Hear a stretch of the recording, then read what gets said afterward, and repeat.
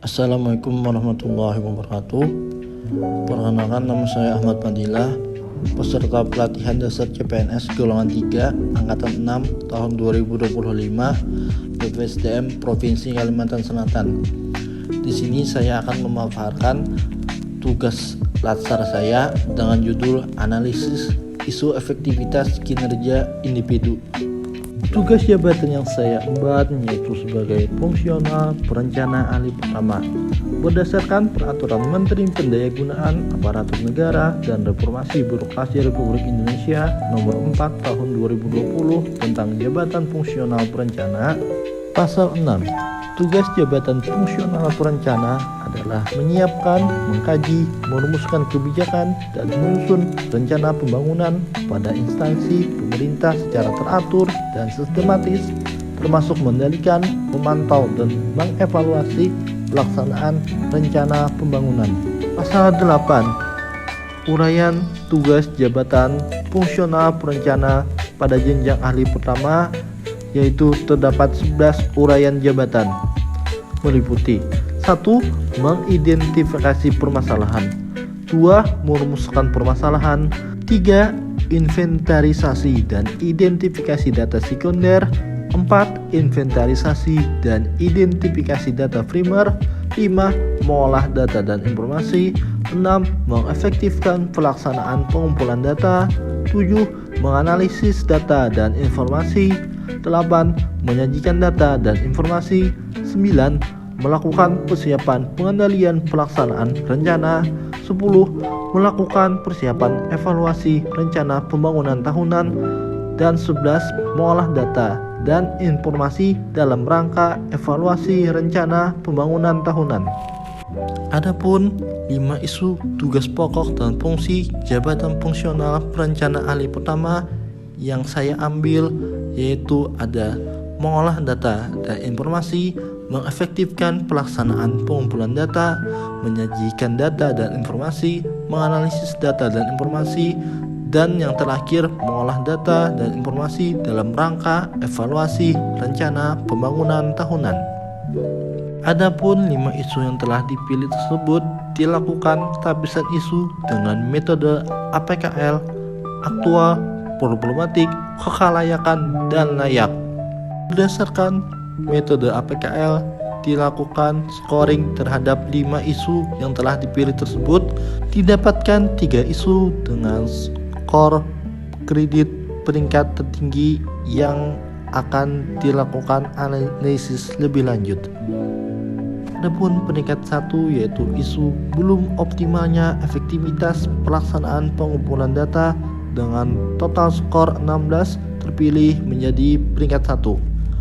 Untuk peringkat 2 didapatkan 2 isu yaitu belum optimalnya analisis data dan informasi dan belum optimalnya pengolahan data dan informasi dalam rangka evaluasi rencana pembangunan tahunan yang sama-sama mendapatkan total skor 15.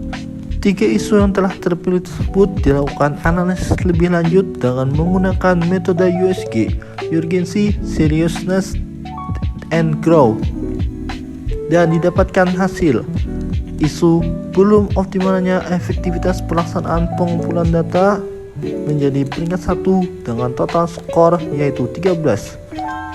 Untuk peringkat 2 yaitu ada belum optimalnya pengolahan data dan informasi dalam rangka evaluasi rencana pembangunan tahunan dengan total skor 12. Dan peringkat 3 didapatkan isu belum optimalnya analisis data dan informasi dengan total skor 11. Selanjutnya dilakukan analisis masalah menggunakan diagram fishbone atau tulang ikan dengan isu yaitu belum optimalnya efektivitas pelaksanaan pengumpulan data. Dengan menggunakan analisis masalah fishbone diagram didapatkan 4 komponen yang berpengaruh terhadap belum optimalnya efektivitas pelaksanaan pengumpulan data, yaitu ada tugas pengumpul data sering terlambat dalam melaporkan data, metode belum tersedianya SOP atau checklist petunjuk teknis pengumpulan data, material belum tersedianya template formulir pengumpulan data, dan mesin belum adanya alat digital proses pengumpulan data. Selanjutnya dilakukan alternatif pemecahan masalah dengan menggunakan problem tree. Masalah utama belum optimalnya efektivitas pelaksanaan pengumpulan data.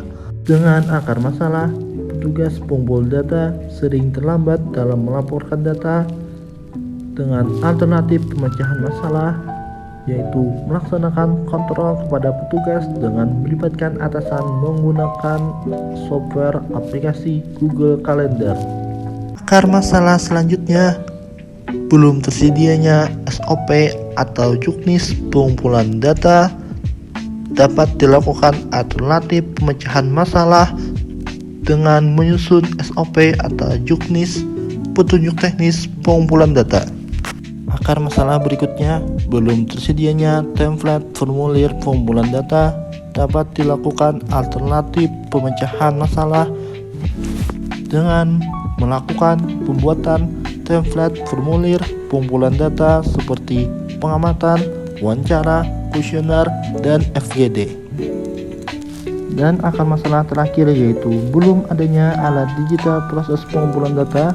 Dapat dilakukan alternatif pemecahan masalah dengan melakukan digitalisasi menggunakan Google Formulir dan Spreadsheet.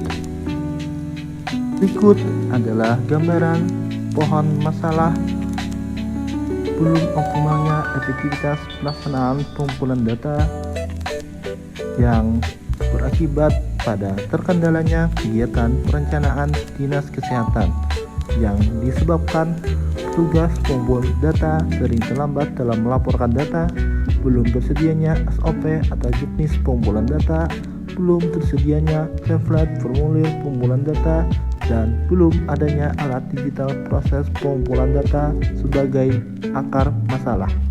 Adapun pohon sasaran yang ini capai yaitu optimalnya kegiatan perencanaan Dinas Kesehatan dengan sasaran utama yaitu optimalnya efektivitas pelaksanaan pengumpulan data dengan cara terciptanya kontrol pengawasan secara digital pengumpulan data oleh petugas, adanya SOP atau juknis pengumpulan data, tersedianya template formulir pengumpulan data, dan terciptanya digitalisasi proses pengumpulan data.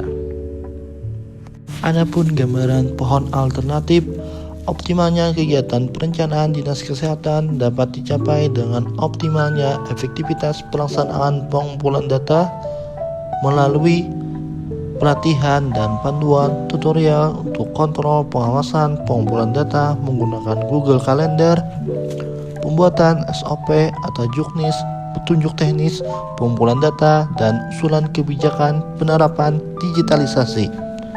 Pembuatan template formulir pengumpulan data seperti pengamatan, wawancara, kuesioner, dan FGD. Dan terakhir, merancang digitalisasi proses pengumpulan data menggunakan instrumen seperti Google Formulir dan Spreadsheet. Sekian pemaparan saya terkait analisis isu efektivitas kinerja individu. Terima kasih. Wassalamualaikum warahmatullahi wabarakatuh.